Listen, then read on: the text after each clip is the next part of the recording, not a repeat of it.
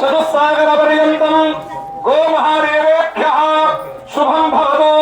వాసిష్ఠమైత్రావరణ కౌంఢిన్యత్రయావిశేష ప్రవరాన్విత వసిష్ఠగోత్రస్య రఘుమహారాజవర్మణ పౌత్రాయ అజమహారాజవర్మణ పౌత్రాయ దశరథమహారాజవర్మణ పుత్రాయ వసిష్ఠగోత్రోద్భవాయ త్రిభువనాతీతాయ శ్రీమతే ఇక్ష్వాకుకుల వంశోద్భవాయ సాక్షాత్ శ్రీ నారాయణ స్వరూపాయ శ్రీ కోదండరామస్వామి పరబ్రహ్మణే వరాయ.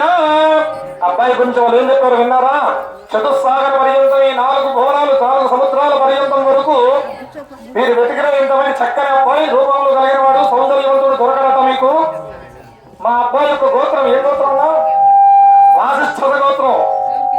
వాసిష్ఠ, మైత్రావరణ, కౌండిన్య అనే 3 ఋషుల యొక్క ప్రవర కలిగినటువంటి గోత్రం వసిష్ఠ గోత్రం.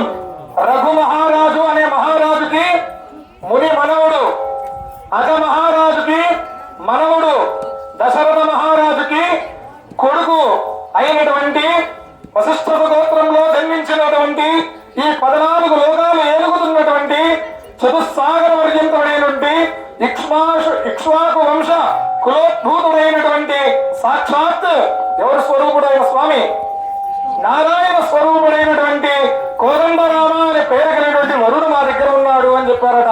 ఇప్పుడు అమ్మాయి గురించి అడుగుతున్నారు. మీ అమ్మాయికి వంట మార్పు ఏమైనా వచ్చా? మా అబ్బాయికి ఇక్కడ సరిపోతుందా? ఇప్పుడు మా అబ్బాయికి ఎంత చదువుకున్నారు ఏం చెప్పాం కదా, మీ అమ్మాయి మా అబ్బాయి సరితూగుతుందా అని అడుగుతున్నారు. మీరేం చెప్తారు అమ్మాయి గురించి?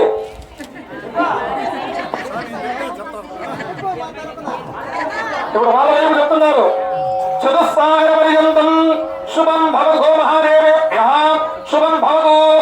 ఆంగీరస ఆయాస్య గౌతమ త్రయార్షేణ ప్రవరాన్విత గౌతమస గోత్రోద్భవస్య స్వర్ణరోమ మహారాజవర్మణో నత్రీ హ్రస్వరోమ మహారాజవర్మణ పౌత్రీ శ్రీరధ్వజ జనక మహారాజవర్మణ పుత్రీ త్రిభువన భువనాధీశ్వరీ తత్వస్వరూపిణీ చంద్రవంశ ప్రదీపికా నిమివంశోద్భవీ సాక్షాత్ లక్ష్మీ స్వరూపిణీ. ఏం పేరు మీ అమ్మాయి పేరు? సీతానామ్ని ఇమాం కన్యాం. అబ్బాబ్బా, వాళ్ళు కూడా ఏమి తక్కువ చెప్పలేదన్నా. మీ అబ్బాయి 14 లోకాలు ఏడే వీరుడైతే ఈ 14 లోకాలు పాలించే తల్లి మా బిడ్డ. ఈ 14 లోకాలు ఇన్ని 3 లోకాలు తిరిగినా కూడా ఇంతకన్నా సౌందర్యవంతురాలు, సుగుణాత్మరాలు, సద్గుణురాలైనటువంటి అమ్మాయి మీకు దొరకదు అని చెప్తూ ఆంగీరస ఆయాస్య గౌతమ అనే ఋషులు ప్రవర కలిగినటువంటి ఏడు గోత్రం అమ్మాయి వారిది. గౌతమ గోత్రోద్భవరాలైనటువంటి స్వర్ణ మహారాజ వర్మలో అనే అతనికి స్వర్ణరోమ మహారాజుకి ముని మనవరాలు, హ్రస్వరోమ మహారాజుకి మనవరాలు, శ్రీరధ్వజ జనక మహారాజుకి ముద్దుల కుమార్తె అయినటువంటి ఈ 3 లోకాలు పాలించే తల్లి, 14 లోకాలు ఏలుతున్న నా తల్లి సీత అనే పేరు కలిగిన అమ్మాయి మా దగ్గర ఉంది. ఇంతకన్నా మీ అబ్బాయికి మా అమ్మాయి సరిపోదని మీరు అడుగుతున్నారా అని అడుగుతున్నారు. సరిపోతుందన్నా? వాళ్ళు ఏమి ఈజీగా నొప్పేస్తున్నారు. ఇటువంటి అమ్మాయిని మేము పోగొట్టుకోవడానికి సిద్ధంగా లేము. ఈ అమ్మాయి మా అబ్బాయికి సరిపోతుంది, మా అబ్బాయిని ఒప్పించేనే మాకు పెద్ద పని అని చెప్పి వెళ్తున్నారు ఇప్పుడు వాళ్ళు.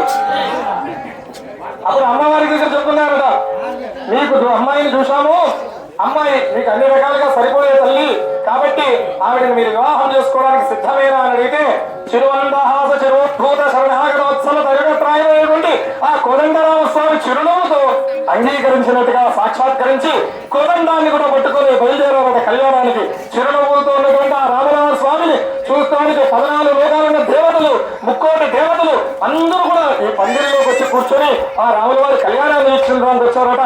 గాలిలోనూ, నింగిలోనూ, ఆకాశంలోనూ, అగ్నిలోనూ, తత్వంలోనూ పంచభూతాల సాక్షిగా దేవతలందరూ కూడా ఆ రాముల వారి కళ్యాణాన్ని వీక్షించడానికి వచ్చారట. కాబట్టి మనం ఏం చేయాలి? గట్టి గట్టిగా అరుస్తూ కళ్యాణం చేయించాలి, అంతే కదా. మాట్లాడకుండా సైలెంట్ గా ఉండి కళ్యాణం చేయించాలి. చేసే కొద్ది వచ్చిన దేవతలలో అనుకోవాలి, ఆహా రాముల వారు మాకంతకన్నా ఈ భూలోకంలోనే సంతోషంగా ఉన్నారు, రామనామ సంగీతంతో భూలోకం తత్తరిల్లిపోతుంది అనుకోవాలట. కాబట్టి భూలోకాధీశ్వరుడైనటువంటి కోదండరామస్వామికి కళ్యాణ మహోత్సవం చేసి కన్యాదానం చేయడానికి దాతలు ముందుకు రావాలి. కాబట్టి సగర్వంగా మిమ్మల్ని ఆహ్వానిస్తున్నాం సభ మీదకి. ఓం యజ్ఞోపవీతం పరమం పవిత్రం ప్రజాపదేయం సహజం పురస్కారం